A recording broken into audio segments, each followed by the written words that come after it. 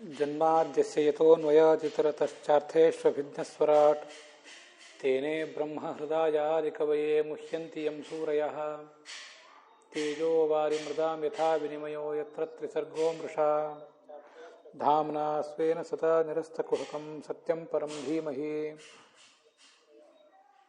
श्रीरिक्तरूपिण्युरुगाय पातयोः करोति मानं बहुधा विभूतिभिः प्रियङ्कश्रितायाः कुसुमाकरानुगैर्विगीयमाना प्रियकर्म गायते देहेन्द्रियप्राणमनोभिमानो जीवोऽन्तरात्मा गुणकर्ममूर्तिः सूत्रं महानुत्युरुदेहगीतः संसार आधावतिकारतन्त्रः यस्वानुभावमखिलश्रुतिसारमेकम् अध्यात्मदीपमतितीर्षतां तमोन्धम् संसारिणां करुणयाः पुराणगुह्यं तं व्याससूनुमुपयामि गुरुं मुनीनाम् शास्त्रेष्वियानेव सुनिश्चितो नृणां क्षेमस्य सम्यग् विमृशेषु हेतुः असंग आत्मव्यतिरिक्तवस्तुनि दृढारतिर्ब्रह्मणि निर्गुणे च या ಶ್ರೀಗುರುಭ್ಯೋ ನಮಃ.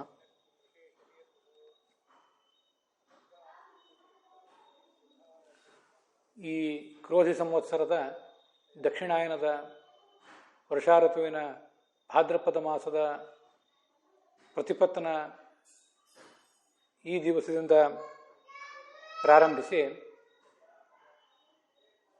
ಹುಣ್ಣಿಮೆಯವರೆಗೆ, ಭಾದ್ರಪದ ಹುಣ್ಣಿಮೆಯವರೆಗೆ ಭಾಗವತದ ಪ್ರೋಷ್ಠಪದಿ ಕಾರ್ಯಕ್ರಮ ಎಲ್ಲ ಕಡೆ ನಡೆದಿರ್ತದೆ. ಅದರಂತೆ ನಾವು ನೀವೆಲ್ಲರೂ ಕೂಡ ಈ ಪ್ರೋಷ್ಠಪದಿ ಕಾರ್ಯಕ್ರಮದಲ್ಲಿ ಪಾಲ್ಗೊಳ್ಳಬೇಕು ಅಂತ ಈಗಿಲ್ಲಿ ಸನ್ನಿಹಿತರಾಗಿದ್ದೇವೆ. ಈ 15 ದಿವಸಗಳಲ್ಲಿ ಈ 15 ದಿವಸಕ್ಕೆ ವಿಶೇಷವಾಗಿ ನಾವು ಆಲೋಚಿಸಿದಂಥ ಯಾವುದೇ ಭಾಗವತ ಪ್ರವಚನ ನಡೆಯೋದಿಲ್ಲ. ಆದರೆ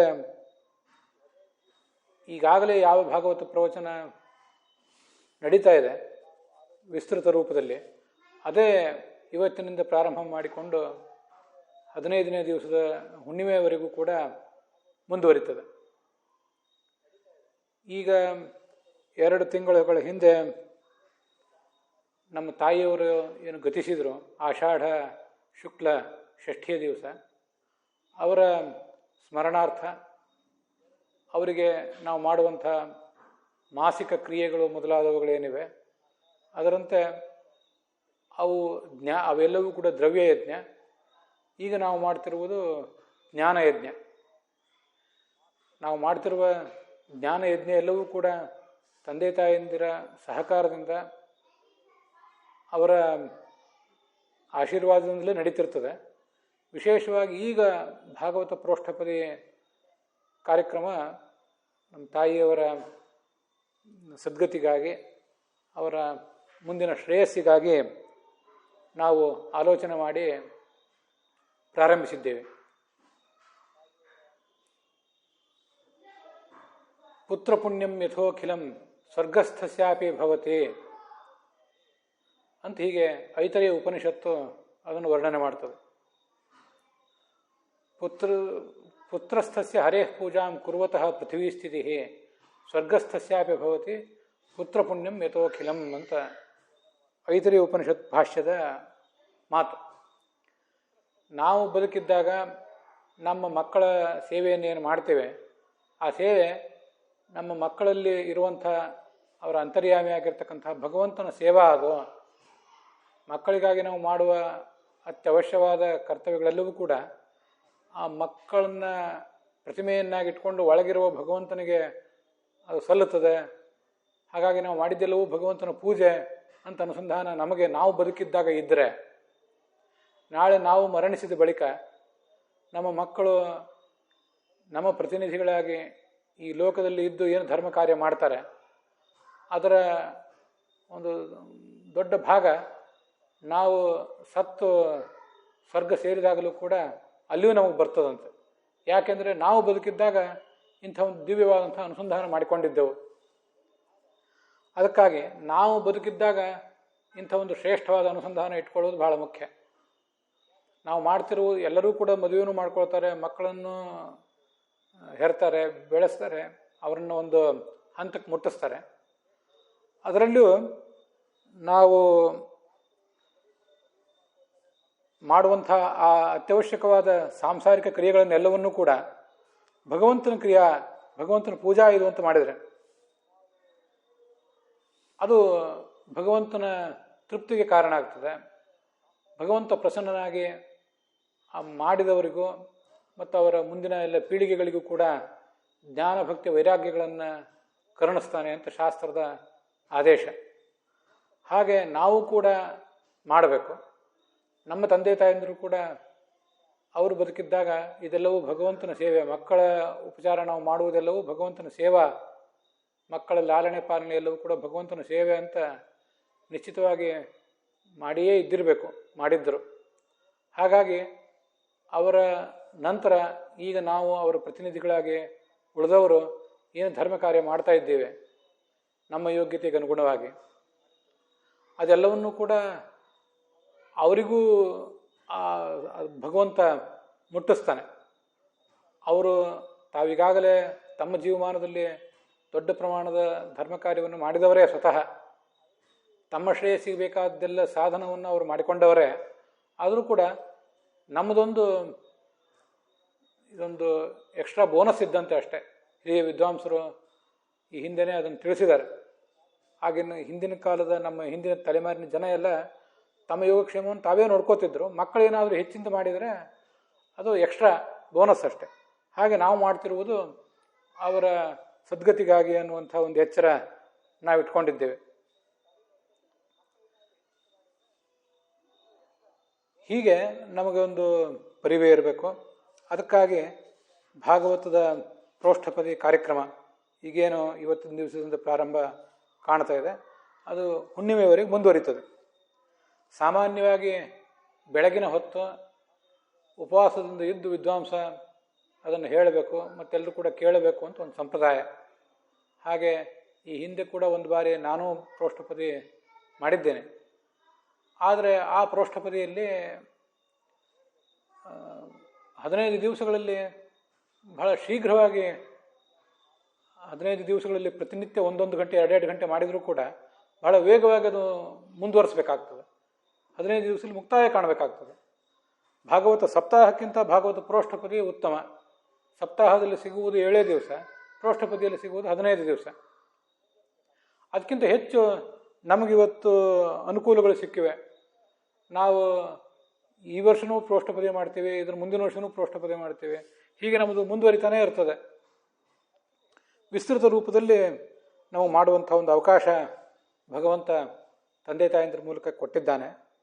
ಹಾಗಾಗಿ ಅವರ ಸದ್ಗತಿಗಾಗಿ, ಅವರ ಹಿತೋಪ್ಯತಿಶಯವಾದ ಶ್ರೇಯಸ್ಸಿಗಾಗಿ ಮಾಸಿಕಗಳನ್ನಂತೂ ಮಾಡ್ತಾನೇ ಇದ್ದೀವಿ. ಅದರ ಜೊತೆಗೆ ಇದನ್ನೂ ಕೂಡ ನಾವು ಮಾಡುವಂಥ ಒಂದು ವಿಶೇಷವಾದ ಸೇವಾ ಅಂತ ಭಗವಂತ ಭಾವಿಸಿ ಅವರಿಗೆ ಸದ್ಗತಿಯನ್ನು ಕೊಡಬೇಕು ಅಂತ ಒಂದು ಪ್ರಾರ್ಥನೆಯನ್ನು ಮಾಡಿ ಇವತ್ತಿನ ಈ ಆಖ್ಯಾನವನ್ನು ಪ್ರಾರಂಭಿಸ್ತೇನೆ.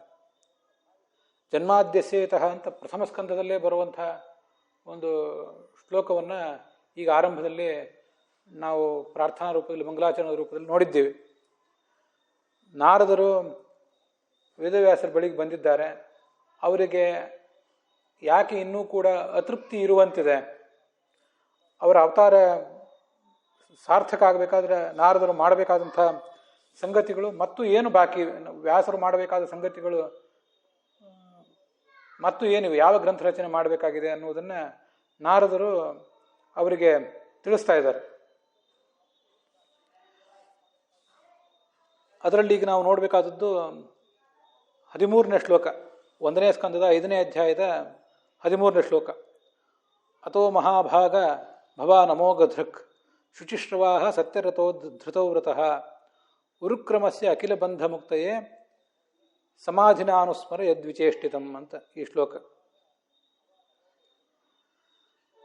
ಭಗವಂತನ ಗುಣಗಳನ್ನು ವರ್ಣನೆ ಮಾಡುವಂಥ ಮಾತಿದ್ದರೆ ಆ ಮಾತು ಪ್ರವಚನ ಮಾಡುವವರ, ಕೇಳುವವರ, ಸಂಘಟಕರ ಎಲ್ಲರ ಪಾಪವನ್ನು ಪರಿಹಾರ ಮಾಡ್ತದೆ, ಅವರಿಗೆ ಎಲ್ಲ ಥರದ ಮಂಗಳವನ್ನು ಕೂಡ ಕೊಡ್ತದೆ ಅಂತ ಈ ಹಿಂದೆ ನಾವು ನೋಡಿದ್ದೇವೆ. ಮುಖ್ಯವಾಗಿ ಭಗವಂತನಿಗೆ ನಾವು ಮಾಡುವುದೆಲ್ಲವನ್ನು ಅರ್ಪಣೆ ಮಾಡುವುದು ಬಹಳ ಮುಖ್ಯ. ಯಥಾಮತಿ ಯಥಾಶ್ರುತಂ, ಭಾಗವತವೇ ಅದನ್ನು ಹಾಗೆ ಹೇಳಿದೆ. ಅಥಾಪಿ ಕೀರ್ತಯಾಮ್ಯಂಗ ಯಥಾಮತಿ ಯಥಾಶ್ರುತಂ ಹರೇಃ ಕಥಾಂ ಸ್ವಾಂ ಸತ್ಕರ್ತುಂ ಗಿರಂ ಅನ್ಯಾಭಿಧಾಂ ಸತೀಂ. ಯಥಾಮತಿ ಯಥಾಶ್ರುತಂ, ಎಷ್ಟನ್ನು ನಾನು ಹಿಂದೆ ಅಧ್ಯಯನ ಮಾಡಿದ್ದೇನೋ, ಎಷ್ಟು ನನ್ನ ಬುದ್ಧಿಗೆ ಅದರಲ್ಲಿ ಅರ್ಥ ಆಗಿದೆಯೋ ಅಷ್ಟನ್ನು ಈಗ ಹೇಳ್ತೇನೆ ಅಂತ ಭಾಗವತದಲ್ಲೇ ಬರುವಂಥ ಒಂದು ಮಾತಿದು. ಅಂಥದನ್ನು ನಮ್ಮಂಥವರು ಕೂಡ ಅಳವಡಿಸ್ಕೊಳ್ಬೇಕು. ನಾವು ಎಲ್ಲವನ್ನೂ ಓದಿದ್ದೆಲ್ಲವೂ ಅರ್ಥ ಆಗಲಿಲ್ಲ, ಅರ್ಥ ಆಗಿದ್ದೆಲ್ಲವೂ ನಮಗೆ ನೆನಪಿನಲ್ಲಿಲ್ಲ, ನೆನಪಿನಲ್ಲಿದ್ದದ್ದೆಲ್ಲವನ್ನು ಹೇಳಲಿಕ್ಕೆ ನಮಗೆ ವಾಕ್ಶಕ್ತಿಯೂ ಇಲ್ಲ. ಇಂಥ ಹೀನವಾದ ಸ್ಥಿತಿಯಲ್ಲಿ ನಾವಿದ್ದೇವೆ. ಜ್ಞಾನಯಜ್ಞ ಅಂತ ಅನ್ನೋದು ಕರ್ಮಯಜ್ಞ, ಈ ದ್ರವ್ಯಯಜ್ಞಕ್ಕಿಂತ ಬಹಳ ಶ್ರೇಷ್ಠ. ಅದರಲ್ಲೂ ಕೂಡ ಕೇವಲ ಪರೋಕ್ಷ ಜ್ಞಾನದ ಹಂತದಲ್ಲೇ ನಾವು ಉಳಿದು ಬಿಟ್ಟರೆ, ಆ ಪರೋಕ್ಷ ಜ್ಞಾನ ಭಗವಂತನ ಅರ್ಪಣೆ ಇಲ್ಲದೇ ಹೋದರೆ ನಮ್ಮನ್ನು ಮೇಲೆತ್ತೋದಿಲ್ಲ. ಪರೋಕ್ಷ ಜ್ಞಾನವೇ ನಮ್ಮನ್ನು ಮೇಲೆತ್ತೋದಿಲ್ಲ ಅಂತಂದ ಮೇಲೆ ಈ ಕರ್ಮ ಅಂತ ಅನ್ನೋದು ನಮ್ಮನ್ನು ಹೇಗೆ ಮೇಲೆತ್ತೀತು? ಆದರೂ ಕರ್ಮವನ್ನು ಮಾಡ್ತಾ ಹಾಗೆ ಪರೋಕ್ಷ ಜ್ಞಾನವನ್ನು ಸಂಪಾದನೆ ಮಾಡ್ತಾ ಈಗಿರುವ ಹಂತದಲ್ಲಿ ಪರೋಕ್ಷ ಜ್ಞಾನವೇ ನಮ್ಮ ಗತಿ. ಆ ಪರೋಕ್ಷ ಜ್ಞಾನವನ್ನೇ ಮತ್ತಷ್ಟು ದೃಢವಾಗಿ ಮಾಡಿಕೊಂಡು ಮುಂದೆ ಅಪರೋಕ್ಷ ಜ್ಞಾನಕ್ಕೆ ನಾವು ನಮ್ಮನ್ನು ಅಣಿ ಮಾಡಬೇಕು. ಅದನ್ನು ಈ ಹಿಂದಿನ ಶ್ಲೋಕಗಳಲ್ಲಿ ನಾವು ನೋಡಿದ್ದೇವೆ. ಅಥೋ ಮಹಾಭಾಗ ಭವಾನ್ ಅಮೋಘ ದೃಕ್ ಶುಚಿಶ್ರವಾಹ ಅಂತ ಆ ವ್ಯಾಸರಿಗೆ ನಾರದರು ಕೊಡುವಂಥ ವಿಶೇಷಣಗಳು. ಆ ವಿಶೇಷಣಗಳು ಕೂಡ ನಮ್ಮ ಜೀವಮಾನದಲ್ಲಿ ಭಗವಂತ ಏನು ಕೊಡಬೇಕಾಗಿದೆ ನಮಗೆ ಅದನ್ನು ತೋರಿಸ್ತವೆ. ಮಹಾಭಾಗನೇ, ನೀನು ದೊಡ್ಡ ಭಾಗ್ಯವುಳ್ಳವನು. ಸ್ವಯಂ ಯಾವನೇ ವ್ಯಕ್ತಿಯನ್ನು ಒಬ್ಬನ್ನ ಮಹಾಭಾಗ ಅಂತ ವರ್ಣನೆ ಮಾಡ್ತಿರ್ತಾರೆ. ಮಹಾಭಾಗ ಅಂದರೆ ದೊಡ್ಡ ಭಾಗ್ಯವುಳ್ಳವನು, ಏನಾದೊಂದು ವಿಶೇಷವಾದ ಅದೃಷ್ಟವನ್ನು ಪಡೆದು ಹುಟ್ಟಿದವನು. ಮಹಾನ್ ಭಾಗ ಯಶ ಸಹ ಅಂತ. ನೀವು ಅಮೋಘವಾದ ಜ್ಞಾನವುಳ್ಳವರು, ಸತ್ಯವಾದ ಕೀರ್ತಿ ಇದ್ದವರು, ಸತ್ಯದಲ್ಲಿ ಆಸಕ್ತರು, ಶುದ್ಧವಾದ ಕೀರ್ತಿ ಇದ್ದವರು, ಶಾಸ್ತ್ರವನ್ನು ಸಜ್ಜನರಿಗೆ ಮುಟ್ಟಿಸ್ಬೇಕು ಅನ್ನುವಂಥ ವ್ರತ ತೊಟ್ಟವರು, ಉರುಕ್ರಮ ಭಗವಂತನ ಆ ಕೀರ್ತಿಯನ್ನು ನೀವು ಸಮಾಧಿ ಭಾಷೆಯಲ್ಲಿ ಸ್ಪಷ್ಟವಾಗಿ ಎಲ್ಲಿಗೂ ಕೂಡ ವರ್ಣನೆ ಮಾಡಿರಿ. ಆದ್ದರಿಂದ ಎಲ್ಲರ ಬಂಧನವೂ, ಸಾಂಸಾರಿಕ ಬಂಧನವೂ ಕೂಡ ಕ್ಷೀಣಿಸ್ತದೆ ಅಂತ ಆ ಶ್ಲೋಕದ ಅರ್ಥ. ಮಹಾಭಾಗ ಅಂದರೆ ಯಾರ ಭಾಗ್ಯ ಬಹಳ ದೊಡ್ಡದೋ ಅವನು ಮಹಾಭಾಗ ಅಂತ ಒಂದು ಸಾಧಾರಣವಾದ ಅರ್ಥ. ಭಗವಂತನನ್ನು ನಾವು ನೀನು ಮಹಾಭಾಗ, ನಿನ್ನ ಭಾಗ್ಯ ಬಹಳ ದೊಡ್ಡದು ಅಂತ ವರ್ಣನೆ ಮಾಡುವುದಕ್ಕೆ ಏನು ಅರ್ಥ ಇದೆ? ಅದಕ್ಕೆ ಅವನನ್ನು ಭಗವಂತನ ಅವತಾರಭೂತರು ಅಂತ ಒಂದು ಕಡೆ ವರ್ಣನೆ ಮಾಡಿದ್ದಾರೆ. ಮುಂದೆ ನಾವು ವ್ಯಾಖ್ಯಾನಗಳನ್ನು ನೋಡುವಾಗ ಅದನ್ನು ನಾವು ನೋಡ್ತೇವೆ. ಭಾಗ ಅಂದರೆ ಅಂಶವೂ ಹೌದು. ಅದನ್ನು ಮಹಾಭಾಗ ಅಂದರೆ ಆ ಭಗವಂತನ ಅಂಶ ಸಂಭೂತರಾದವರು ನೀವು ಅಂತ ಅದರ ತಾತ್ಪರ್ಯ. ಇನ್ನೊಂದು ಮಹಾಭಾಗ ಅಂದರೆ ನನ್ನ ಅರ್ಥ ಇದೆ, ಯಾರಿಗೆ ನಮ್ಮಂಥ ಶ್ರೋತೃಗಳಿಗೆ ಮತ್ತು ಪ್ರವಕ್ತೃಗಳಿಗೆ ಭಗವಂತನ ನಾಮಸ್ಮರಣೆಯಿಂದ ಮಹಾಭಾಗ ಬರ್ತದೋ ಅವನು ಕೂಡ ಮಹಾಭಾಗ. ಮಹಾನ್ ಭಾಗ ಯಸ್ಮಾತ್ ಸಹ, ಯಸ್ಮಾತ್ ಯಾವ ಭಗವಂತನ ನಾಮಸ್ಮರಣೆಯಿಂದ, ಯಸ್ಯ ಪ್ರಸಾದಾತ್ ಯಾವ ಭಗವಂತನ ಅನುಗ್ರಹದಿಂದ ನಮಗೆ ದೊಡ್ಡ ಭಾಗ್ಯ ದೊರೀತದೋ ಆ ಭಗವಂತ ಮಹಾಭಾಗ. ನೀನು ಬಹಳ ದೊಡ್ಡ ಭಾಗ್ಯವುಳ್ಳವನಂತೂ ಭಗವಂತನ ವರ್ಣನೆ ಮಾಡುವುದು ಹರಿಯ ಅಂಶ ಸಂಭೂತನಾದ್ರಿಂದ ಅಂತ ಅನ್ನೋದು ಸರಿ. ಅದಿಲ್ಲದೆ ಹೋದರೆ ಸಾಮಾನ್ಯವಾಗಿ ಎಲ್ಲ ಕಾವ್ಯಗಳಲ್ಲೂ ಮಹಾಭಾಗ ಅಂದರೆ ಅದೃಷ್ಟಶಾಲಿಯಾದವನೇ, ದೊಡ್ಡ ಭಾಗ್ಯಶಾಲಿಯೇ ಅಂತ ಅಷ್ಟೇ ಅರ್ಥ. ಆದರೆ ನಮಗೆ ದೊಡ್ಡ ಭಾಗ, ನಮ್ಮ ಭಾಗಕ್ಕೆ, ನಮ್ಮ ಪಾಲಿಗೆ ಬರಬೇಕಾದ ಒಂದು ತತ್ವಜ್ಞಾನ ನಮಗೆ ಬರುವುದು ಭಗವಂತನಿಂದಲೇ. ಇದನ್ನು ನಾವು ಗಮನಿಸಬೇಕು. ಪ್ರತಿಯೊಬ್ಬರಿಗೂ ಕೂಡ ಅವರವರದೇ ಆದ ತತ್ವಜ್ಞಾನ ಇದೆ. ಯಸ್ಯ ಯಾ ವಿಹಿತ ವೃತ್ತಿ, ಒಬ್ಬೊಬ್ಬನು ಕೂಡ ಅವನದೊಂದೇ ಆದ ವೃತ್ತಿಯನ್ನು ಮಾಡಬೇಕು. ಅವನದೊಂದೇ ಆದ ತತ್ವಜ್ಞಾನ ಇದೆ. ಜ್ಞಾನ ವಿಜ್ಞಾನ ಅಂತ ಎರಡಿದೆ. ವಿಜ್ಞಾನಂ ಆತ್ಮಯೋಗ್ಯಂ ಸ್ಯಾತ್, ನಮ್ಮ ಪಾಲಿಗೆ ಸಿಗಬೇಕಾದ ಜ್ಞಾನವನ್ನು ವಿಜ್ಞಾನ ಅಂತ ಹೇಳ್ತಾರೆ. ಜ್ಞಾನಂ ಸಾಧಾರಣಂ ಸ್ಮೃತಂ, ಎಲ್ಲರಿಗೂ ಸಾಮಾನ್ಯವಾಗಿ ತಿಳಿಯಬೇಕಾದ ಸಂಗತಿ ಜ್ಞಾನ. ನನಗೆ ತಿಳಿಯಬೇಕಾದ ಸಂಗತಿ ನಮ್ಮ ವಿಜ್ಞಾನ, ನಿಮಗೆ ತಿಳಿಯಬೇಕಾದ ಸಂಗತಿ ನಿಮ್ಮ ವಿಜ್ಞಾನ. ನಿಮ್ಮದು ನನಗೆ ತಿಳಿಯೋದಿಲ್ಲ, ನನ್ನ ವಿಜ್ಞಾನ ನಿಮಗೆ ತಿಳಿಯೋದಿಲ್ಲ. ಅದೊಂದು ವಿಜ್ಞಾನ ಅಂತಾರೆ. ಅದೊಂದು ಭಾಗ ಅಂದರೆ ನನ್ನ ಪಾಲು ಅದು ಬಹಳ ದೊಡ್ಡ ಪಾಲದು. ನಾನು ನನ್ನ ಜೀವಮಾನದಲ್ಲಿ ಗಳಿಸಬೇಕಾದಂಥ ಅತಿ ದೊಡ್ಡ ಪಾಲು ಅಂದರೆ ಆ ಭಾಗ ಅಂದರೆ ತತ್ವಜ್ಞಾನ. ಆ ತತ್ವಜ್ಞಾನವನ್ನು ನಮಗೆ ಕೊಡುವವನು ಯಸ್ಮಾತ್ ಯಾವ ಭಗವಂತನಿಂದ ಆಗ್ತದೋ ಅವನು ಮಹಾಭಾಗ ಅಂತ ನನ್ನ ಅನುಸಂಧಾನ. ಶಾಸ್ತ್ರವನ್ನು ಶ್ರವಣ ಮಾಡಲಿಕ್ಕೆ, ಮನನ ಮಾಡಲಿಕ್ಕೆ ಮತ್ತು ಧ್ಯಾನ ಮಾಡಲಿಕ್ಕೆ ನಾವು ಕೂತ್ಕೊಂಡಿರುವುದೇ ದೊಡ್ಡ ಭಾಗ್ಯ. ಅದೇ ಭಾಗ. ಭವಾನ್ ಅಮೋಘ ದೃಕ್. ಅಮೋಘ ದೃಕ್ ಅಂದರೆ ಈ ಅಮೋಘ ತತ್ವಜ್ಞಾನಿಗಳು ಸಾಧಾರಣವಾದ ಅರ್ಥ. ಹಾಗೆ ಅಮೋಘವಾದ ದೃಕ್ಕನ್ನು ನಮಗೆ ಕೊಟ್ಟವನು, ವ್ಯರ್ಥವಲ್ಲದ, ಅಮೋಘ ಅಂದರೆ ವ್ಯರ್ಥವಲ್ಲದ ಜ್ಞಾನವನ್ನು ನಮಗೆ ಕೊಡುವವನು. ಅಮೋಘ ದೃಕ್ ಯಸ್ಯ ಸಹ ಅಂತ ಅರ್ಥ ಮಾಡುವುದಕ್ಕಿಂತ ಅಮೋಘ ದೃಕ್ ಯಸ್ಮಾತ್ ಸಹ, ಯಸ್ಮಾತ್ ಯಾವ ಭಗವಂತನಿಂದ ಅಮೋಘ ವ್ಯರ್ಥವಲ್ಲದ ಜ್ಞಾನ ನಮಗೆ ಸಿಗುತ್ತದೋ ಆ ಭಗವಂತ ಅಮೋಘ ದೃಕ್. ಹೀಗೆ ಮೊದಲು ಭಾಗ ಅಂದರೆ ಶ್ರವಣ ಮನನ ಧ್ಯಾನವೆಂಬ ಭಾಗ್ಯ, ಅದಾದಮೇಲೆ ಪರೋಕ್ಷ ಜ್ಞಾನ, ಅದಾದಮೇಲೆ ಅಪರೋಕ್ಷ ಜ್ಞಾನ, ಮಾನಸಾಪರೋಕ್ಷ, ಸ್ವರೂಪಾಪರೋಕ್ಷ, ಅವೆಲ್ಲ ದೃಕ್. ಇದು ನಮಗೆ ಕೊಡುವವನು ಅಂತ ಅರ್ಥ. ಹಾಗೆ ಶುಚಿಶ್ರವಾಹ, ಶುದ್ಧವಾದ ಕೀರ್ತಿ ಇದ್ದವನು. ಸ್ವಯಂ ಭಗವಂತನ ಕೀರ್ತಿ ಶುದ್ಧವಾದದ್ದು, ಅದು ವಿಷಯ ಬೇರೆ. ಹಾಗೆ ಶುಚಿ ಶ್ರವ ಯಸ್ಮಾತ್ ಸಹ, ಯಾವ ಭಗವಂತನ ಆರಾಧನೆಯಿಂದ ನಮ್ಮ ಕೀರ್ತಿಯೂ ಕೂಡ ಶುದ್ಧವಾದ ಕೀರ್ತಿ ಎಲ್ಲ ಕಡೆ ಹರಡ್ತದೋ ಅಂಥ ಒಂದು ಕೀರ್ತಿ ಉಳ್ಳವನು ಭಗವಂತ, ಅಂಥ ಒಂದು ಅನುಗ್ರಹವನ್ನು ನಮಗೆ ಮಾಡುವವನು ಅಂತ ಅರ್ಥ. ಸತ್ಯರಥಃ, ಅವ ಸ್ವಯಂ ಭಗವಂತ ಸತ್ಯರಥನಾದವನು. ಸತ್ಯೇ ರಥಃ ಯಸ್ಮಾತ್ ಸಹ, ಯಾವ ಭಗವಂತನ ಅನುಗ್ರಹ, ಆದೇಶ, ಅವನ ಪ್ರೇರಣೆ ಇದ್ದರೆ ನಾವು ಸತ್ಯರಥರಾಗ್ತೇವೆ. ನಾವು ಸತ್ಯರಥರು. ಧೃತವ್ರತರು, ಅವನು ಸ್ವಯಂ ಧೃತವ್ರತ. ಎಲ್ಲ ತತ್ವಜ್ಞಾನವನ್ನು ಜಗತ್ತಿಗೆ ಕೊಡಬೇಕು ಅನ್ನುವಂಥ ವ್ರತ ಉಳ್ಳವನು. ಧೃತಾನಿ ವ್ರತಾನಿ ಯಸ್ಮಾತ್ ಸಹ ಧೃತವ್ರತಃ, ನಾವು ಮಾಡುವ ವ್ರತಗಳು ಕೂಡ ಆ ಭಗವಂತನ ಪ್ರೇರಣೆಯಿಂದಲೇ ನಡೆಯುವಂಥವು.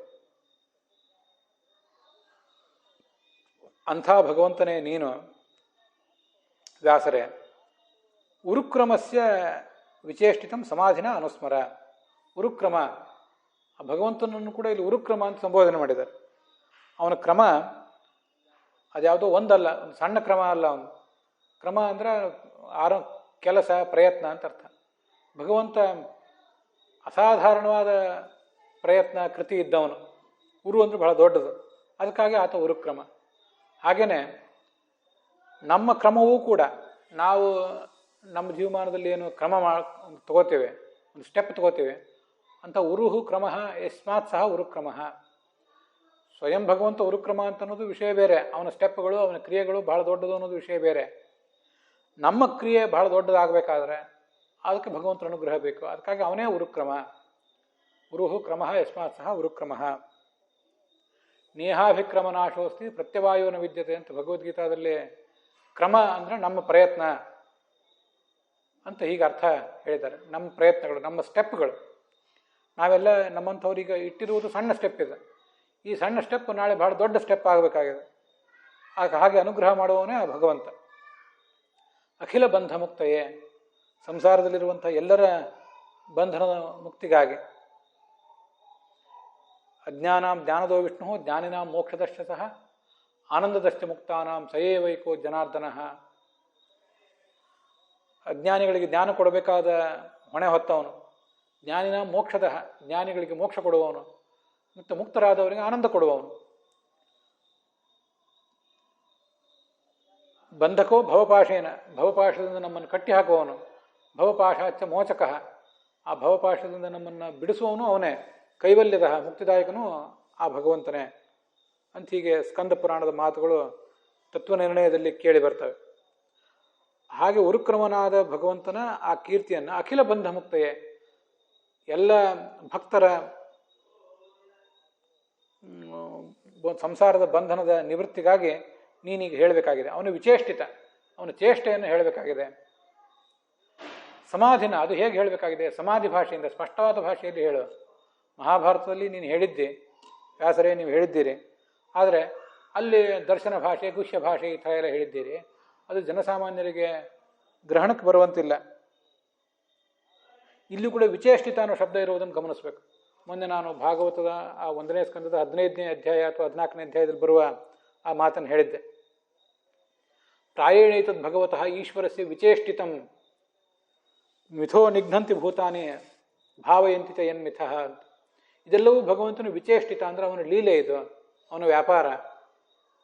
ಪರಸ್ಪರ ಜನರನ್ನು ಒಂದು ಬಾರಿ ತೊಂದರೆಗೆ ಈಡು ಮಾಡ್ತಾರೆ, ಮತ್ತೊಂದು ಬಾರಿ ಅವರೇ ಪರಸ್ಪರ ಗೌರವಿಸ್ತಾರೆ, ಮೆಚ್ಚುತ್ತಾರೆ. ಇದೆಲ್ಲ ಆಗುವುದು ಹೇಗೆ? ಭಗವಂತನ ಲೀಲೆಯಿಂದ. ಆ ಲೀಲೆ ಅನ್ನೋದನ್ನೇ ಇಲ್ಲಿ ಕೂಡ ವಿಚೇಷ್ಟಿತ ಅಂತ ಹೇಳಿದ್ದಾರೆ, ಅದನ್ನು ಗಮನಿಸಬೇಕು. ಇದಿಷ್ಟು ಅದರ ಸಾಮಾನ್ಯವಾದ ಅರ್ಥ ಆಯಿತು. ಇದಕ್ಕೆ ಈ ಶ್ಲೋಕಕ್ಕೆ ಸಂಬಂಧಪಟ್ಟಂತೆ ಬೇರೆ ಬೇರೆ ವ್ಯಾಖ್ಯಾನಕಾರರು ಏನು ಅರ್ಥ ಹೇಳಿದ್ದಾರೆ ಅಂತ ಅನ್ನೋದನ್ನು ಒಂದು ಬಾರಿ ನೋಡಬೇಕು.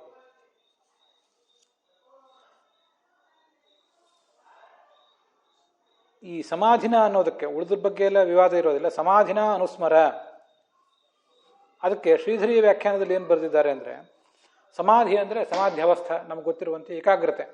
ಋಷಿಗಳು ಸಮಾಧಿ ಸ್ಥಿತಿಗೆ ಹೋಗಿ ಎಲ್ಲವನ್ನೂ ಅರಿತುಕೊಂಡಿರೋದು ನಾವು ಕೇಳ್ತಿರ್ತೇವೆ. ಹಾಗೆ ಸಮಾಧಿ ಅಂದರೆ ಚಿತ್ತದ ಏಕಾಗ್ರತೆ. ಏಕಾಗ್ರತೆಯಿಂದ ತ್ವಂ ಅನುಸ್ಮರ ಸ್ಮೃತ್ವಾ ವರ್ಣಯ, ಎಲ್ಲವನ್ನೂ ಸ್ಮರಣೆಗೆ ತಂದುಕೋ. ಭಗವಂತನ ಲೀಲೆಯನ್ನು ಸ್ಮರಣೆಗೆ ತಂದುಕೋ, ಮೊದಲು ನೀನು ನೆನಪು ಮಾಡಿಕೋ, ಏಕಾಗ್ರ ಚಿತ್ತನಾಗಿ ನೆನಪು ಮಾಡಿಕೋ, ಮುಂದೆ ಅದನ್ನು ಗ್ರಂಥ ರೂಪದಲ್ಲಿ ವರ್ಣಿಸು ಅಂತ ಹೀಗೆ ಅದರ ತಾತ್ಪರ್ಯ. ಇಲ್ಲಿ ಅಥವಾ ಮಹಾಭಾಗ ಭವಾನ್ ಅಮೋಘ ದೃಕ್ ಅಂತ ಹೀಗಿದೆ. ಅಲ್ಲಿ ಪೂರ್ವಾರ್ಧದಲ್ಲಿ ಭವಾನ್ ಅಂತ ಶಬ್ದ ಇದೆ.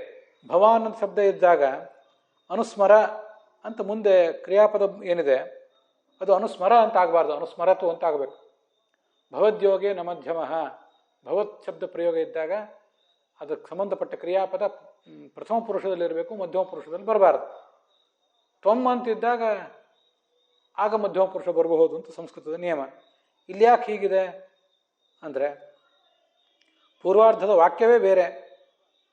ಭವಾನ್ ಅಮೋಘ ಧೃಕ್ ಶುಚಿಶ್ರವಾಹ ಸತ್ಯರತಃ ಧೃತವ್ರತಃ ಅಸ್ತಿ ಅಂತ ಪೂರ್ವಾರ್ಧದ ವಾಕ್ಯವೇ ಬೇರೆ, ಉತ್ತರಾರ್ಧದ ವಾಕ್ಯವೇ ಬೇರೆ. ಏತಚ್ಚ ವಾಕ್ಯಾಂತರ ಮಿತಿ ಮಧ್ಯಮ ಪುರುಷ ಪ್ರಯೋಗ ನ ಅನುಪಪನ್ನ ಅಂತ ಶ್ರೀಧರಿ ವ್ಯಾಖ್ಯಾನದಲ್ಲಿ ಅದನ್ನು ವರ್ಣನೆ ಮಾಡಿದ್ದಾರೆ. ಈ ಮುಂದೆ ವೀರರಾಘವರ ವ್ಯಾಖ್ಯಾನ ನಾವು ನೋಡೋಣ. ಭಾಗ್ಯ ಮಹಾಭಾಗ ಅಂದರೆ ಭಗವದ್ ಅಂಶಭೂತತ್ವಂ, ಭಗವಂತನ ಅಂಶದಿಂದ ಹುಟ್ಟಿದವನು, ಅಥವಾ ನಿಖಿಲ ಶಾಸ್ತ್ರ ದೃಷ್ಟೃತ್ವಂ ವಾ, ಎಲ್ಲ ಶಾಸ್ತ್ರಗಳನ್ನು ಬಲ್ಲವನಾದ್ದರಿಂದ ಅವನು ನೀನು ಮಹಾಭಾಗ. ಸತ್ಯಂ ಅಂದರೆ ಎಲ್ಲ ಪ್ರಾಣಿಗಳ ಹಿತದಲ್ಲಿ ನೀನು ಆಸಕ್ತ. ಸತ್ಯಂ ಅಂದರೆ ಭೂತಹಿತಂ, ಯದ್ಭೂತಹಿತಮತ್ಯಂತಂ ಸತ್ಯಮಿತಿ ಕೀರ್ತ್ಯತೆ ಅಂತ ಇರುವುದರಿಂದ ಎಲ್ಲ ಪ್ರಾಣಿಗಳ ಲೇಸನ್ನೇ ನೀನು ಬಯಸುವವನು. ಅಮೋಘ ದೃಕ್ ಸತ್ಯ ಮೂಲಂ ಅಮೋಘಂ ಅವಿತತಂ ಪಶ್ಯತಿ, ನೀನು ಕಂಡ ನೋಟ ಯಾವತ್ತೂ ಕೂಡ ಹುಸಿ ಆದದ್ದಿಲ್ಲ ಅಂತ ಹೀಗದರ ತಾತ್ಪರ್ಯ. ಧೃತವ್ರತಃ ಈ ಸತ್ಯಾರ್ಥ ದೀಕ್ಷಾರೂಪಂ ಏನ ಸಹ ಭೂತಹಿತ ಆಚರಣಾಯ ಬದ್ಧ ದೀಕ್ಷಃ, ಎಲ್ಲ ಪ್ರಾಣಿಗಳ ಹಿತಕ್ಕಾಗಿ ನೀನು ದೀಕ್ಷೆ ತೊಟ್ಟವನು ಅಂತ ಹೀಗದರ ಅರ್ಥ. ಈ ಎಲ್ಲ ವಿಶೇಷಣಗಳಿಂದ ಯಾಕೆ ಸ್ತೋತ್ರ ಮಾಡಿದ್ದಾರೆ ನಾರದರು ವ್ಯಾಸರನ್ನ ಅಂದರೆ, ಅವರನ್ನು ಆ ಕಾರ್ಯದಲ್ಲಿ, ಭಾಗವತ ರಚನೆಯ ಕಾರ್ಯದಲ್ಲಿ ತೊಡಗಿಸ್ಬೇಕಾಗಿದೆ. ಅದಕ್ಕಾಗಿ ಆತನನ್ನು ಈ ಥರ ಪ್ರಯೋಗ ಮಾಡಿದ್ದಾರೆ. ಉರುಕ್ರಮ ಅಂದರೆ ಬಹಳ ಶ್ರೇಷ್ಠವಾದ ಕೃತಿ ಇದ್ದವನು ಅಂತ ಒಂದರ್ಥ. ಉರುಕ್ರಮ ಅಂದರೆ ತ್ರಿವಿಕ್ರಮ ರೂಪಿಯಾದ ಭಗವಂತ ಅಂತ ಮತ್ತೊಂದರ್ಥ. ಅದನ್ನು ಕೂಡ ತಿಳ್ಕೊಳ್ಬಹುದು. ಇದೇ ಪ್ರೋಷ್ಠಪದಿ ಸಂದರ್ಭದಲ್ಲೇ ದ್ವಾದಶಿ ದಿವಸ ವಾಮನ ಚರಿತ್ರ, ವಾಮನನ ಕಥೆ ಬರೋದಿದೆ. ಅದಕ್ಕಾಗಿ ಉರುಕ್ರಮ ಅಂದರೆ ವಾಮನನನ್ನು ತಿಳ್ಕೊಬಹುದು, ಒಟ್ಟಾರೆ ಎಲ್ಲ ಭಗವಂತನ ರೂಪಗಳನ್ನು ನಾವು ತಿಳ್ಕೊಳ್ಬಹುದು. ವೀರರಾಘವರು ಕೂಡ ಸಮಾಧಿನ ಚಿತ್ತೈಕಾಗ್ರತೆಯಿಂದ ಎಲ್ಲವನ್ನೂ ಅನುಸ್ಮರ, ಆಲೋಚನಾ ಪೂರ್ವಕಂ ಪ್ರಬಧಾನ, ಆಲೋಚನೆ ಮಾಡಿ ಆಮೇಲೆ ಅದನ್ನು ರಚಿಸು ಅಂತ ಹೀಗೆ ಅರ್ಥವನ್ನೇ ವೀರರಾಘವರು ಕೂಡ ವರ್ಣನೆ ಮಾಡಿದ್ದಾರೆ. ಮುಂದೆ ರಾಧಾಕೃಷ್ಣರ ವ್ಯಾಖ್ಯಾನದಲ್ಲಿ ಉರುಕ್ರಮಸ್ಯ ವಿಷ್ಣು, ಅಲ್ಲೂ ಕೂಡ ಹೆಚ್ಚಿನ ವ್ಯತ್ಯಾಸ ಏನು ಕಾಣಿಸೋದಿಲ್ಲ. ಸಮಾಧಿ ಅಂದರೆ ಚಿತ್ತೇಕಾಗ್ರತೆ ಅನ್ನುವ ಮಾತೇ ಕೇಳಿ ಬರ್ತದೆ. ಹೀಗೆ ಇವರೆಲ್ಲರೂ ಹೇಳಿದಂಥ ವ್ಯಾಖ್ಯಾನಗಳನ್ನು ನಾವು ನೋಡಿದ್ವಿ. ಮುಂದೆ ವಿಜಯಧ್ವಜರು ಮತ್ತು ಯಾದವಾರ್ಯರು ಏನು ವ್ಯಾಖ್ಯಾನ ಮಾಡ್ತಾರೆ ಅಂತ ಅನ್ನೋದನ್ನು ನಾವು ಗಮನಿಸಬೇಕು. ಮಹಾಭಾಗ ಅಂದರೆ ಅಪರಿಮಿತ ಭಾಗ್ಯನಿಧೆ ಅಂತ ವ್ಯಾಸರನ್ನು ಕುರಿತು ನಾರದರ ಸಂಬೋಧನೆ.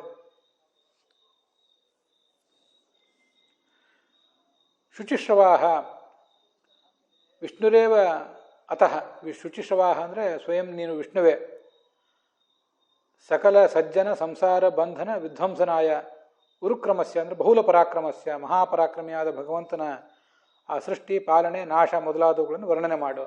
ಒಟ್ಟಾರೆ ಶಾಸ್ತ್ರ ಹೇಳುವುದೇನನ್ನ? ಉತ್ಪತ್ತಿ ಸ್ಥಿತಿ ಸಂಹಾರಾಹ ನಿಯತಿ ಜ್ಞಾನಮಾವೃತಿ ಬಂಧ ಮೋಕ್ಷವಚ್ಚ ಪುರುಷಾತ್. ಸೃಷ್ಟ್ಯಾದ್ಯಷ್ಟಕ ಇದನ್ನು ಭಗವಂತ ಮಾಡ್ತಾನೆ ಅನ್ನುವುದೇ ಅವನ ಚೇಷ್ಟೆ, ಅದೇ ಅವನ ಲೀಲೆ. ಅದರಲ್ಲಿ ಎಲ್ಲವೂ ಅಡಕೆ ಆಗಿ ಹೋಗಿದೆ. ಭೂತಾನಿ ಕಾಲಹ ಪಚತೀತಿ ವಾರ್ತ. ಕಾಲನಾಮಕನಾದ ಭಗವಂತ ಎಲ್ಲ ಪ್ರಾಣಿಗಳನ್ನು ಕೂಡ ಬೇಯಿಸ್ತಾ ಇದ್ದಾನೆ. ಪಾಕದಲ್ಲಿ ಬ್ರಹ್ಮಾಂಡವೆಂಬ ಕಡಾಯಿಯಲ್ಲಿ ಹಾಕಿ ಪಾಕ ಮಾಡ್ತಿದ್ದಾನೆ ಅಂದರೂ ಸೃಷ್ಟ್ಯಾದ್ಯಷ್ಟಕವನ್ನು ಮಾಡ್ತಿದ್ದಾನೆ ಅಂತಲೇ ಅರ್ಥ. ಸಮಾಧಿನ ಅಂದರೆ ಚಿತ್ತೈಕಾಗ್ರತೆ ಅನ್ನೋ ಅರ್ಥ ನಮಗೆ ಸಮ್ಮತ ಅಲ್ಲ. ಯಾಕೆ ಅಂದರೆ ಆಚಾರ್ಯ ಹೇಳ್ತಾರೆ, ಶುಚಿಶ್ರವಾಹ ವಿಷ್ಣು. ಶುಚಿಶ್ರವಾಹ ಅಂದರೆ ವಿಷ್ಣುವಿಗೆ ಸಂಬೋಧನೆ, ಅದು ವಿಷ್ಣು ಸಹಸ್ರನಾಮದಲ್ಲಿ ಬಂದಿದೆ. ಸಮಾಧಿ ಅಂದರೆ ಸಮಾಧಿ ಭಾಷೆಯ, ದರ್ಶನ ಭಾಷೆ, ಗುಹ್ಯ ಭಾಷೆ, ಸಮಾಧಿ ಭಾಷೆ ಅಂತ 3 ಪ್ರಧಾನವಾದ ಭಾಷೆಗಳಿವೆ. ಅದರಲ್ಲಿ ದರ್ಶನ ಭಾಷೆ ಅಂದರೆ ಬೇರೆ ಯಾರೋ ಒಬ್ಬರ ಅನಿಸಿಕೆಯನ್ನು ಹಾಗೇ ವರ್ಣನೆ ಮಾಡೋದು. ಕರ್ತೃ ಹೇಳಿದವರಿಗೆ ಅದರಲ್ಲಿ ತಾತ್ಪರ್ಯ ಇರೋದಿಲ್ಲ, ಬೇರೆ ಯಾರೋ ಹೇಳಿದ್ರು ಅಂತ ಹೇಳ್ತಾರಷ್ಟೆ.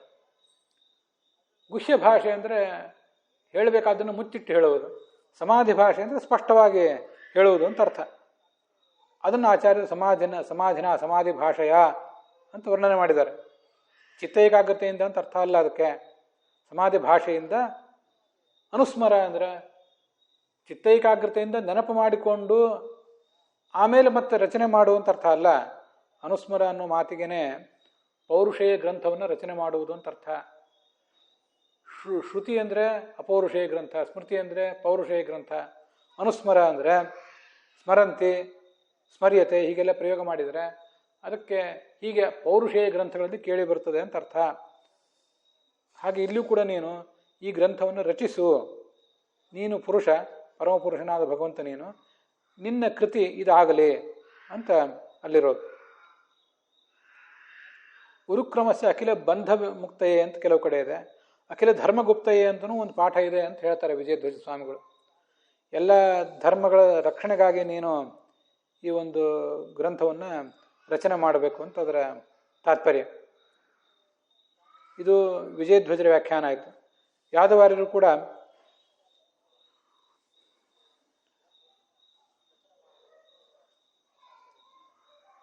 ಶುಚಿಶ್ರವಾಹ ಅಂದರೆ ವ್ಯಾಸರ ಕೀರ್ತಿ ಬಹಳ ದೊಡ್ಡದು ಅಂತ ಅಷ್ಟೇ ಅರ್ಥ ಅಲ್ಲ. ಶುಚಿಶ್ರವಾಹ ಅನ್ನೋದು ಸ್ವಯಂ ಭಗವಂತನ ನಾಮ. ಅದು ರುದ್ರೋ ಬಹುಶಿರಾಬಭ್ರುಹು ವಿಶ್ವಯೋನಿ ಶುಚಿಶ್ರವಾಹ ಅಂತ ಹೀಗೆ ಭಗವಂತನ ಸಹಸ್ರನಾಮದಲ್ಲಿ ಬರುವ ಭಗವಂತನ ನಾಮವಾಗಿಯೂ ವಿಶಿಷ್ಟವಾದ ಕೀರ್ತಿ ವ್ಯಾಸರಿಗೂ ಇದೆ ಅಂತ ಅದೊಂದು ವಿಶೇಷಣವಾಗಿಯೂ ಬಳಕೆ ಮಾಡಬಹುದು ಅಂತ ಅದರ ತಾತ್ಪರ್ಯ. ನೀನು ಸ್ವಯಂ ಕೀರ್ತಿ ಉಳ್ಳವನು, ಆದ್ದರಿಂದ ನಿನಗೆ ಅದನ್ನು ಮಾಡುವಂಥ ಸಾಮರ್ಥ್ಯ ಇದೆ ಅಂತ ಅದರ ತಾತ್ಪರ್ಯ.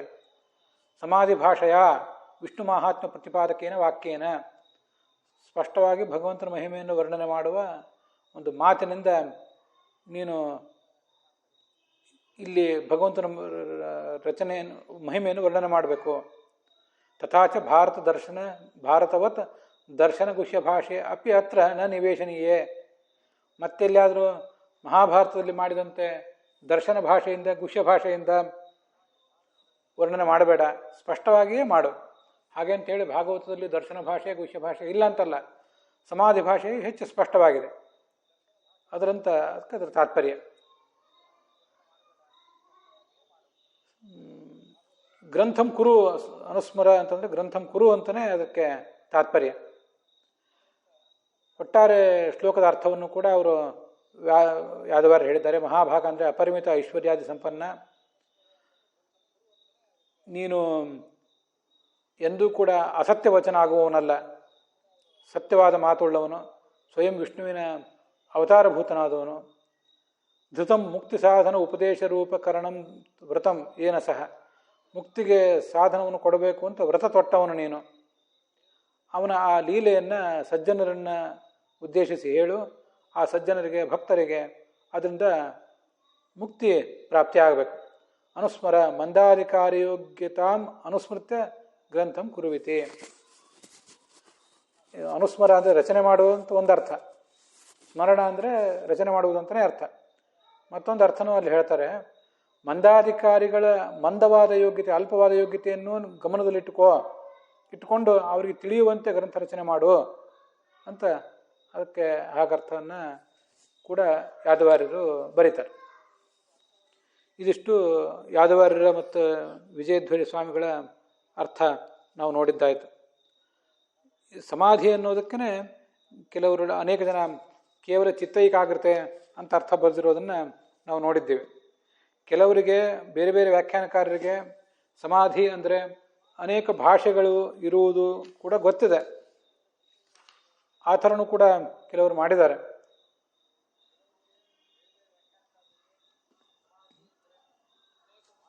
ಬೇರೆ ಬೇರೆ ವ್ಯಾಖ್ಯಾನಕಾರರು ಮಾಡಿದಂತೆ ಚಿತ್ತೈಕಾಗ್ರತೆಯಿಂದ ನೆನಪು ಮಾಡಿಕೋ.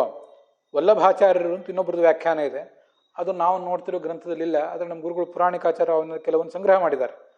ಭಕ್ತಿ ಮಾರ್ಗಾನುಸಾರಿ ಯೋಗಜ ಧರ್ಮೇಣ ಸ್ಮೃತ್ವ ಕಥೆಯ.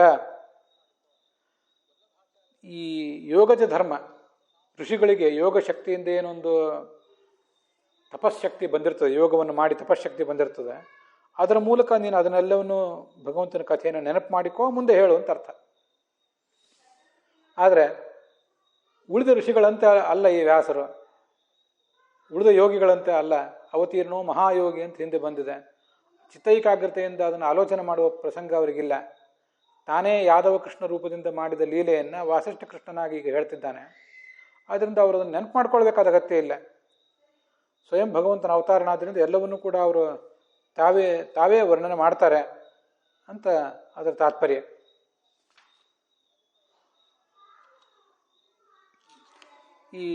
ಇಲ್ಲಿ ಕೆಲವು ಕಡೆ ಆ ದರ್ಶನ ಭಾಷೆ ಅಂದ್ರೇನು, ಗುಹ್ಯ ಭಾಷೆ ಅಂದ್ರೇನು, ಅದ್ರ ಬಗ್ಗೆ ಬೇರೆ ಬೇರೆ ವ್ಯಾಖ್ಯಾನದಲ್ಲಿ ಬಂದಿರುವ ಕೆಲವು ಅಂಶಗಳನ್ನು ಪುರಾಣಿಕಾಚಾರ್ಯರು ವರ್ಣನೆ ಮಾಡಿದ್ದಾರೆ. ಗುಹ್ಯ ಭಾಷೆ ಅಂದರೆ ನಿಗೂಢವಾಗಿ ಹೇಳೋದು.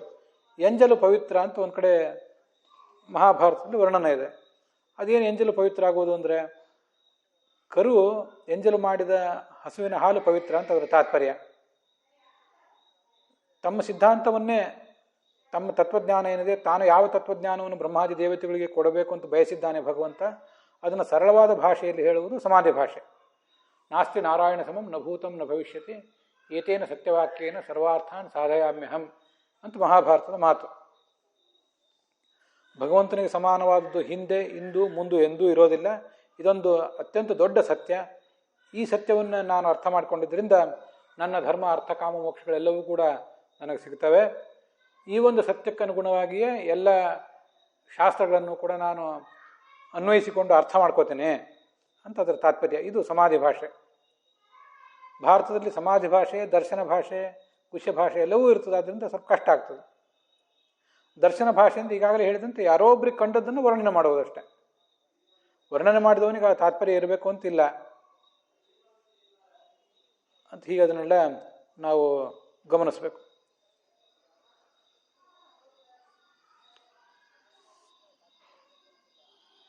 ವಲ್ಲಭಾಚಾರ್ಯರು ಒಬ್ಬರು ಭಾಷಾಸ್ತು ತ್ರಿವಿಧಾ ಪ್ರೋಕ್ತಾ ಅಂತ ವ್ಯಾಸರೇ ಬೇರೆ ಪುರಾಣ ಮೊದಲಾದ ಕಡೆ ಹೇಳಿದ್ದರಿಂದ ಸಮಾಧಿ ಭಾಷೆ, ಮತಾಂತರ ಭಾಷೆ, ಲೌಕಿಕ ಭಾಷೆ ಅಂತ 3 ಭಾಷೆಗಳನ್ನು ಒಪ್ಕೊಂಡಿದ್ದಾರೆ. ಅನುಭವದಿಂದ ಕಂಡುಕೊಂಡ ವಿಷಯವನ್ನು ಸಮಾಧಿ ಭಾಷೆಯಲ್ಲಿ ಹೇಳುವುದು ಅಂತ ಅವರು ವಲ್ಲಭಾಚಾರ್ಯರು ಬರೀತಾರೆ ಕೂಡ. ಪರಮತವನ್ನು ಹೇಳಿದರೆ ಅದು ಮತಾಂತರ ಭಾಷೆ, ಲೋಕಸಿದ್ಧವಾದ ವಿಷಯವನ್ನು ಹೇಳಿದರೆ ಅದು ಲೌಕಿಕ ಭಾಷೆ ಅಂತ ವರ್ಣನೆ ಮಾಡಿದ್ದಾರೆ. ತತ್ವಾರ್ಥ ದೀಪ ನಿಬಂಧ ಅಂತ ಅವರ ವ್ಯಾಖ್ಯಾನ. ನಾನು ಅದನ್ನೆಲ್ಲ ಓದಿಲ್ಲ, ಗುರುಗಳು ಪುರಾಣಿಕಾಚಾರ್ಯ ಸಂಗ್ರಹ ಮಾಡಿಕೊಟ್ಟಿರೋದ್ರಿಂದ ಅದನ್ನು ಇಲ್ಲಿ ಅನುಸಂಧಾನ ಮಾಡ್ಕೋತಿದ್ದೇನೆ ಅಷ್ಟೆ. ಇದು ಹೀಗೆ ಭಾಗವತ ತಾತ್ಪರ್ಯಕ್ಕೆ ಅನುಗುಣವಾಗಿ ನಾವು ನೋಡಿದಂಥ ವಿಷಯಗಳು. ಇದಕ್ಕೆ ಸಂಬಂಧಪಟ್ಟಂತೆ ಯಾದವೇಂದ್ರರಾಗಲಿ ಅಥವಾ ಅನಂತ ತೀರ್ಥರಾಗಲಿ ವಿಶೇಷ ವಿಷಯಗಳನ್ನೇನು ಕೂಡ ಬರೆದಿಲ್ಲ. ಸ್ವಯಂ ಗೋವಿಂದಾಚಾರ್ಯರು ಕೂಡ ತಾವು ಸಂಪಾದನೆ ಮಾಡಿದ ಭಾಗವತ ತಾತ್ಪರ್ಯದಲ್ಲಿ ಇದಕ್ಕೆ ಸಂಬಂಧಪಟ್ಟಂತೆ ಏನು ವಿಷಯಗಳನ್ನೇನು ಹೇಳಲಿಲ್ಲ. ಆದ್ದರಿಂದ ಅದನ್ನು ಇಲ್ಲಿ ನಾನು ಪ್ರಸ್ತುತಪಡಿಸಲಿಲ್ಲ. ಹೀಗೆ ಇವತ್ತು ಈ ಪಾಡ್ಯದ ದಿವಸ, ಪ್ರತಿಪತ್ತನ ದಿವಸ ನಾವು ಮಾಡಿದಂಥ ಈ ಒಂದು ಶ್ರವಣ, ಸಮಾಧಿ ಭಾಷೆಯಿಂದ ಭಗವಂತ ಅದನ್ನು ರಚನೆ ಮಾಡಬೇಕಾಗಿದೆ. ವ್ಯಾಸರದನ್ನು, ನಾರದರು ಅದನ್ನು ಭಿನ್ನವಿಸಿಕೊಂಡಿದ್ದಾರೆ. ನಾರದರು ಭಿನ್ನವಿಸಿಕೊಂಡಿದ್ದಾರೆ ಭಗವಂತನ ಎದುರಿಗೆ. ಅದನ್ನೆಲ್ಲವನ್ನು ಕೂಡ ನೋಡಿದ್ದೀವಿ. ಇನ್ನು ಇದಕ್ಕೆ ಸಂಬಂಧಪಟ್ಟಂತೆ ಹೇಳಬೇಕಾಗಿರುವುದು ಕೇವಲ ವಿಷ್ಣು ತೀರ್ಥರ ಸಾರೋದ್ಧಾರ 1. ವಿಷ್ಣು ತೀರ್ಥ ಸಾರೋದ್ಧಾರದಲ್ಲಿ ಇದು 6ನೇ ಶ್ಲೋಕ. ವ್ಯಾಸಾಯ ಭಾಗವತ ಧರ್ಮ ಇವಂ ಪೃಷ್ಠವತೆ ವ್ಯಾಸಾಯ ಭಾಗವತ ಧರ್ಮ ಅಪ್ರತಿಪಾದನಮೇವ ಮನೋಪರಿತೋಷ ಕಾರಣಂ ಯಥಾಹ.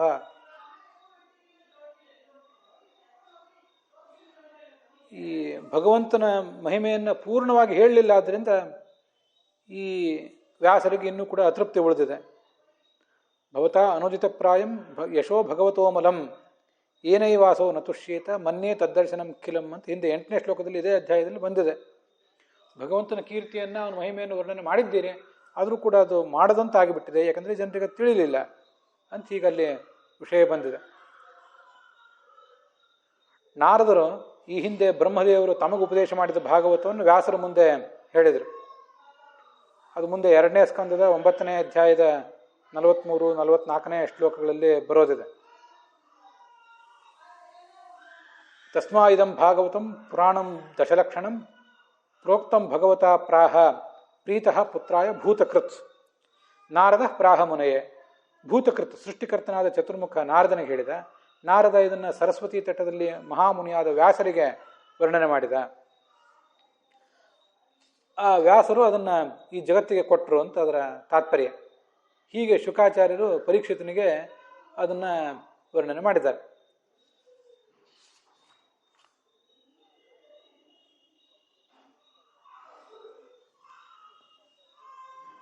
ಅಖಿಲ ಧರ್ಮಾಣ ಗುಪ್ತಯೇ, ಅಖಿಲ ಧರ್ಮಗುಪ್ತಯೇ, ಉರುಕ್ರಮಸ್ಯ ಅಖಿಲ ಬಂಧಮುಕ್ತಯೇ ಅಂತ ಒಂದು ಕಡೆ ಪಾಠ ಇದೆ.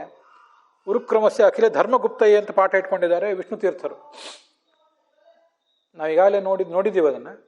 ಆ ಪಾಠ ಅಖಿಲ ಧರ್ಮಗುಪ್ತಯೇ, ಎಲ್ಲರ ಧರ್ಮ ಸಂರಕ್ಷಣೆಗಾಗಿ ಅಂತ ಪಾಠ ಇಟ್ಕೊಂಡವರು ಯಾರು ಅನ್ನೋದು ನಮಗೆ ಗೊತ್ತಿರಬೇಕು. ಅದು ವಿಷ್ಣು ತೀರ್ಥರು. ಆಚಾರ್ಯರು ಆ ಶಬ್ದವನ್ನು ತಮ್ಮ ಭಾಗವತ ತಾತ್ಪರ್ಯದಲ್ಲಿ ವಿವರಿಸಲಿಲ್ಲ. ಆದ್ದರಿಂದ ಅದು ಪಾಠ ಯಾವುದು ಅಂತ ಅನ್ನೋದು ಹಾಗೆ ಉಳಿದು ಬಿಡ್ತದೆ. ಅಂತೂ ಧರ್ಮಗುಪ್ತಯೇ ಬಂಧಮುಕ್ತಯೇ ಎರಡೂ ಪಾಠಗಳನ್ನು ಕೂಡ ನಾವು ಸ್ವೀಕಾರ ಮಾಡಬಹುದು ಅಲ್ಲಿಯವರೆಗೆ. ಶುಚಿಶ್ರವಾಹ ಅಂದರೆ ನಾರಾಯಣ ಅವತಾರಭೂತಃ ಅಂತ ಅದರ ತಾತ್ಪರ್ಯ. ಹೀಗೆ ಇವತ್ತಿನ ಈ 1ನೇ ಸ್ಕಂದದ 5ನೇ ಅಧ್ಯಾಯದ 13ನೇ ಶ್ಲೋಕದ ಶ್ರವಣದೊಂದಿಗೆ ಈ ಭಾಗ ಸಮಾಪ್ತವಾಗಿದೆ. ಹುಸಿಯ ನಾಡಿ ಹೊಟ್ಟೆ ಹೊರೆವ ವಿಷಯದಲ್ಲಿ ರಸಿಕನೆಂದು ಹುಸಿಗೆ ಹಾಕಿದಿರೋ ಎನ್ನು ಋಷಿಕೇಶನೇ, ಈಶನಿನ್ನ ಚರಣ ಭಜನೆ ಆಸೆಯಿಂದ ಮಾಡುವೆ, ದೋಷರಾಶಿ ನಾಶ ಮಾಡು ಶ್ರೀಶಕೇಶವ. ಶ್ರೀಕೃಷ್ಣಾರ್ಪಣ ವಸ್ತು.